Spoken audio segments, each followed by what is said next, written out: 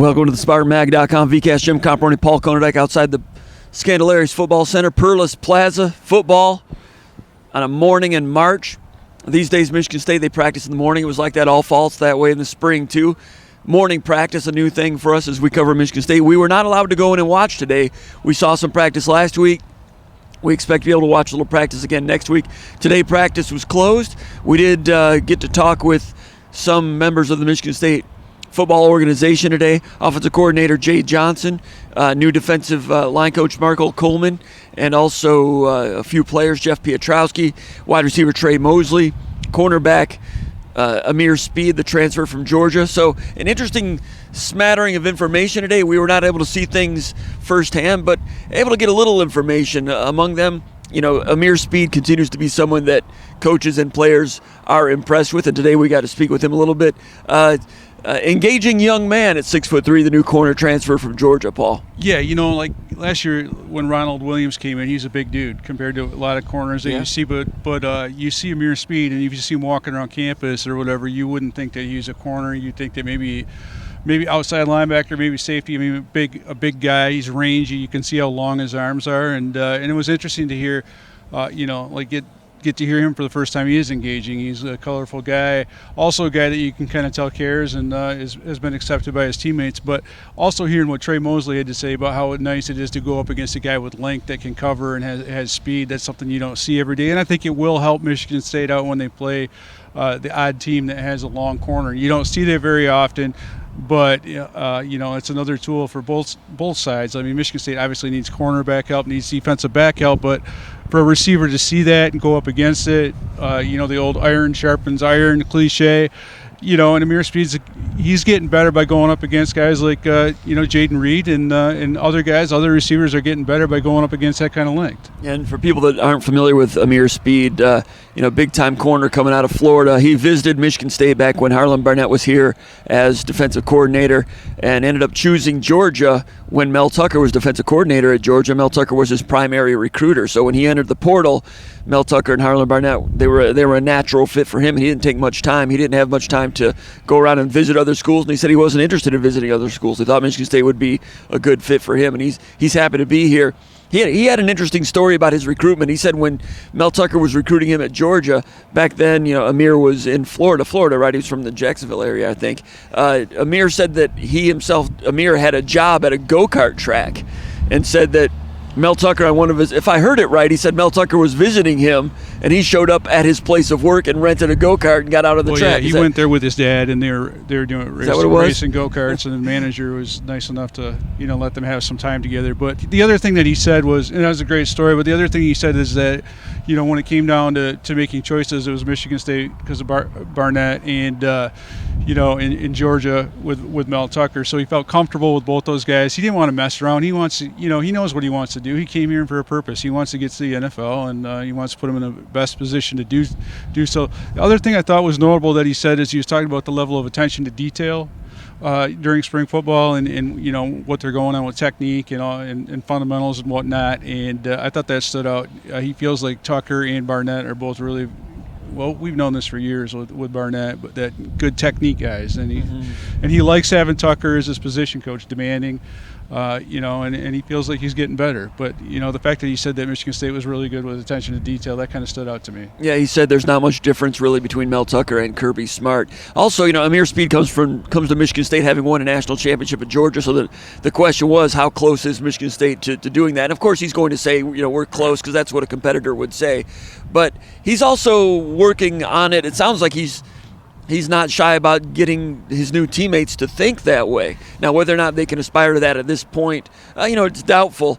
But he's getting, he's telling everybody to not his words. He didn't say think it into existence, but he's been talking about getting them to talk in those terms. And Jeff Piotrowski, who spoke before Amir Speed, even mentioned national championship. So it's not the first time a Michigan State team has talked in those terms, but that's what competitors are supposed to say, and this is a guy who's done it. That's nothing new. We heard that all last year from guys like this time of year, guys that are competitors. They want to win, but like what he's saying is before you get to that point, you have to have that mindset that, hey, we are going to win this. And after last year. I'm not saying that Michigan State's going to win a national championship, but like Tom Izzo's teams, you always have the same goals going in, every year. And without having those goals and without having that as your ultimate goal, you're not going to get there. So it's a good starting point for Michigan State.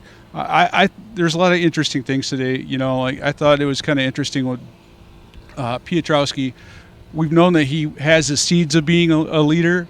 It's pretty evident to me that he's taken over as a leader in that in that D line room, and he needs to, because they need to get some good development this year at defensive end, but it's kind of interesting some of the things that he was saying about one of the focal points this year for him, besides being a leader, is more consistency with the D line, keeping that pocket, rushing as a group. And so another attention to detail type of thing, where they feel like, they put up decent numbers last year, good numbers, but they weren't consistent enough. You can't, you might have 5 sacks in a game, but is that better than having, a consistent pass rush presence, so you're not waiting till a guy steps up front and makes a strip sack? It's rush, pass, working together. But I think that's maybe where you might see this in this setting. You got a new defensive line coach in Marco Coleman. You got a defensive end or a pass rush coach in Brandon Jordan.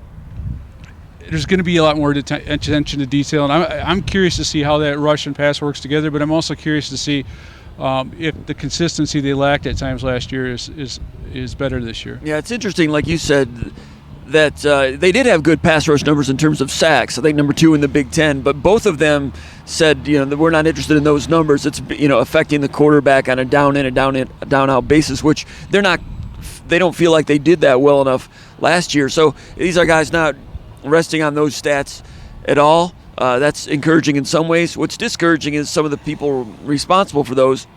Drew Beasley, he only played half a season because of his injury and finished strongly, and Panashuk is graduated as well. So there's new faces there, and Piotrowski, like Coleman said, is his favorite player thus far. Others that are in that mix, Brandon Wright, the former running back, finished the season strongly last year. Chris Bogle, the transfer from Florida, is in the mix as well. There's going to be a lot of new faces there at the defensive end positions if Michigan State, in fact, is going to improve that pass rush. Now, something that they're excited about, Piotrowski talked about having Brandon Jordan around, the new pass rush coach, pass rush specialist, and not just the defensive end coach.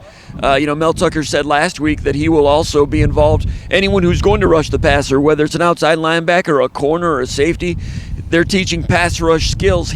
Brandon Jordan is working with those guys on pass rush skills, which is something that's never been done at Michigan State, and I'm not sure any programs in the country have that. Piotrowski says that he was excited about having that guy in the fold. Piotrowski said he was eager to start working on it, and he feels that he has improved in those areas. And Piotrowski says he's seen his teammates improve, which has been exciting for Piotrowski. Yeah, I think one of the things he said that stood out to me, why he's seen an improvement, is that I think there's a mindset out there that you have to be like this elite athlete to be a great pass rusher, and I think that's true to a certain extent. But I think one of the things that Piotrowski realizes now, after working with Jordan, how much of a role that technique plays in pass rush, whether it's footwork or hand placements, and I feel like he's got a high motor, and he, I think he did some really good things early on when he took over for Drew Beasley after Drew Beasley's injury. But I think that learning some new techniques, getting some new tools, learning more about footwork, hand placement, that type of stuff. I think he's excited about that because I think there's that mindset out there for a lot of guys. Well, you can only get so far. Your ceiling can only get so high. And I really do think with the D-line in general, maybe more so inside than outside, it is incremental improvement.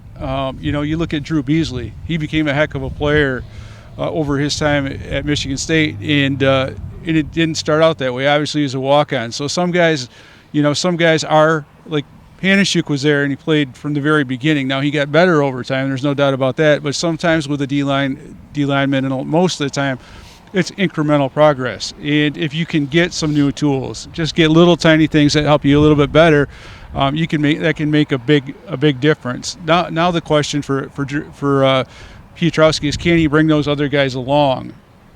And I like his attitude. I mean, he was emerging as a leader last year, so it's a pretty easy step for him.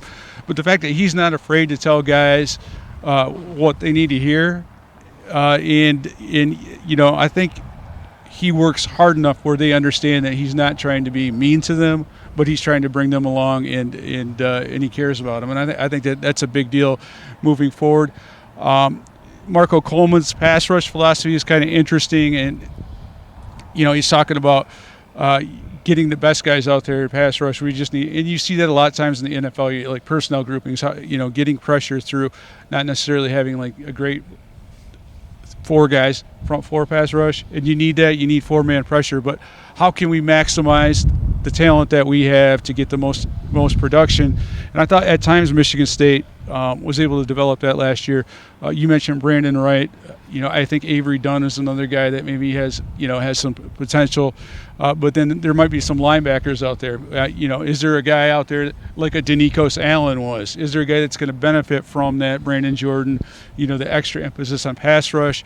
And we don't know that. And that's why I'm really excited to see the spring game, to see if there are guys out there like that. And even if there are, we might not know because there is changeover on the offensive line, and that's where you're kind of always trying to, juxtapose. Are these guys getting really, really good, or is one position group a lot farther behind than we're used to seeing? And I feel okay about the offensive line. There are a ton of new faces, but the Jared Horst coming back, Spencer Brown picking up where he left off last year. So I think maybe we will, when we see more practice, see the spring game get maybe a better look. Of course, everyone that saw the spring game last year on TV, that was like kind of the worst, visual of are they improving in person. I think I learned a lot more than watching the replay. Yeah. But that's one of the things I'm going to be looking at. You're going to be looking at pass rush. You're going to be looking at the offensive line, and then trying to balance. Is the defensive line, where are they at in relation to the offensive line? Because obviously this offensive line is going to be younger than it was last year. Sure, and that pass rush is so important because there's going to be some new faces that have to come through. I was talking to Mel Tucker about that last week. He says it's a big spring for guys like Michael Fletcher and Tank Brown. And, Marco Coleman was talking about, he mentioned Tank Brown a little bit and said he still has some ill effects from the season still. So, they're not out here talking up Chris Bogle and Tank Brown. That. They're not talking up like that next wave of defensive ends. We don't know who that's going to be, but that still remains to be seen. It is good that Jarrett Horst is back at left tackle. Watching some of the videos that Michigan State has released from practice thus far, they were in shoulder pads a couple of days ago. I assume maybe full pads probably today. I don't know that for a fact, but probably so. But looking at some of the film, you saw Horst out there at left tackle, Saymack at center, as you would expect. I didn't see Duplain. We all know J.D. Duplain is a proven player at left guard, but Wigginton was out there and Fincher was out there, and Spencer Brown at right tackle. And some of the other reps we did see, we've seen Ethan Boyd over there at right tackle, a redshirt freshman from East Lansing. But Wigginton and Vandemark are some of the younger offensive linemen that are showing up in those films with the unit, because they practice as units. So if you see Vandemark out there with Saymack and Spencer Brown, he's getting some meaningful reps there at guard. Matt Carrick is a guy that started in the past, and he graded out real well last year while he was in there as a second stringer. Confirmed that it was an ACL that he's been out with, unable to do contact this spring. That's a proven right guard. Until he comes back, you're seeing Vandemark in there. We've seen it on some of the film. But today, Jay Johnson mentioned Fincher and Wigginton and some of the young guys, and Ethan Boyd and Brandon Baldwin. They're the next wave. They're knocking on the door. They're in the similar position where Spencer Brown was at this time last year. Spencer had a long way to go, but when he got his chance, he was solid. Late in the season, and especially in the Peach Bowl, Spencer Brown against a really good Pitt pass rush was fine. Yeah, and it's going to be interesting to see what guys can do. That Brandon Baldwin is interesting because like a lot of these, it's again about incremental improvement. But the thing that Jay Johnson was talking about is as many reps as these guys are getting now. That's going to help them moving forward. If you think about it, with all those veterans they had last year, in trying to implement, really practicing for the first time, specifically the offense in a normal setting, it's a big deal getting these young guys reps, because there's so many seniors, so many upperclassmen last year. They didn't get as many reps as they would have this year. And the big question is, what do these guys look like next, in the fall? We're going to see what they look like in the spring game, and then going forward. But you can tell that Spencer Brown got confidence from last year. He was talked up a little bit in the spring. You saw it on the field in the fall, and he's picked up right where he left off, and that's a good thing. So can some of these other guys that you're mentioning, Ethan Boyd, Brandon Baldwin, Gino Vandermark, can they do the same? And it's going to be I have faith in Coach Kapilovic that he's going to get the job done. He's pretty high energy, pretty intense, and he doesn't sugarcoat things, and I think that's the way offensive linemen like it. Jay Johnson, when he spoke, talked about Peyton Thorne, expected continued development from him. He says he wants Peyton Thorne to slow things down and sometimes maybe not overanalyze everything all the time. He's got the capacity to do that. You know what? That's my same criticism to you. Well, I'm the Peyton Thorne of SpartanMag, I guess. Yeah, I don't know about that. Yeah, but that's good looking. I know. I'm not producing as well either. But Jay Johnson also said that the obligatory compliments to some of the third and fourth stringers. He mentioned Noah Kim. He's been happy with what he's doing at quarterback, and also said Hampton Faye has improved 300%. Was his quote. Saying those things about some of those underclassmen or the guys lower on the depth chart. That's something we hear at this time of year, trying to keep those guys motivated in the fold. That's the way I took it. You may disagree. That might not be true, but that's the way I heard it. He also mentioned Davion Prim, who came in as a freshman last year at running back, and it's a deep cast of running backs.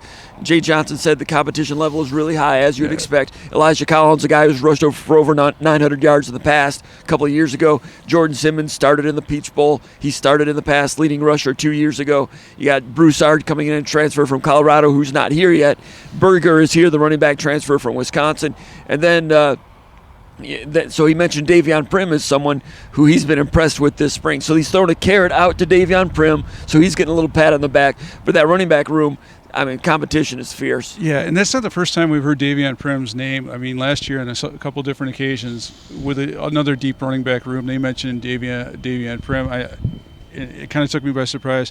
Noah Kim is a guy that's got to be ready to go. They need him to be, they need him to progress. I would imagine he's the most likely second stringer. If they played this Saturday, there's no question about it. If they played this Saturday and Peyton Thorne had a little hamstring problem or something, my guess is Kim is number 2. Noah Kim's the guy, and he's the guy that Jay Johnson mentioned first. It was, and then you say Hamp Faye has improved 300%. So that what you're doing with that is, Noah Kim's the guy, is a second stringer, but then Hamp Faye's coming along and where we expect him to be. That's how I read it.